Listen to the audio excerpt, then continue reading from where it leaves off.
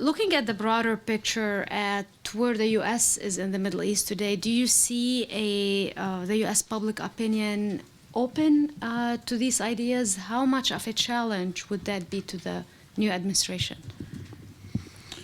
I think Colonel Outzen identified properly the context in which the 30-day plan should be viewed, meaning, and I'm not the military expert, but I imagine the president will be presented with a number of military options, military strategies.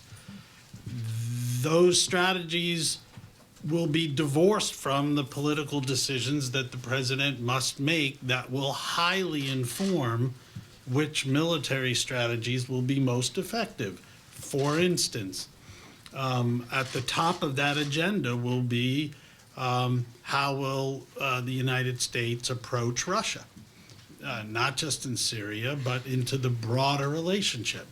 How will the United States pursue what is perceived as a advantageous opportunity, meaning how do we gain leverage with the Sunni Arab states to create a regional coalition of like-minded countries to do what? To counter Iran's aggressive behavior in the neighborhood post the nuclear arms agreement, to at the same time counter ISIS in a more effective way. And I would follow what the colonel said, maybe in a bit more pinpointed way. He gave the example of the river, it doesn't stop flowing. I think in fairness, not in a partisan way, I think it is fair and objective to say that the opportunities that are available to the new Trump administration with respect to ISIS are available in part because of the progress that was made in the last 2 years of the Obama administration fighting ISIS. The same opportunities that would have been available to a Clinton administration are available to a Trump administration. But he also is right. There are different priorities and reasons for election. That's where politics takes over. Yes, today's news regarding the military plan being ready, that's one set of news. But I would argue a more powerful set of news is the president's budget.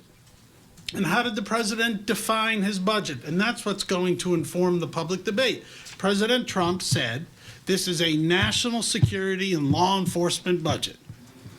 And what he conveyed to the American people, Americans aren't going to go deep into the federal budget, but it's essentially there for everyone to see. We're going to spend, if President Trump has his way and Congress appropriates it, we're going to spend 54 approximately additional $1 billion on defense. That's a roughly 10% increase in defense spending. And it's going to come out of the hide of all other programs except for the entitlement programs. Now, that is a major national debate in terms of America's priorities. That would not have been a Clinton budget, I suspect, but that's irrelevant. The point being, though, how we approach Syria, how the president chooses from these military options will largely depend on what happens with Russia.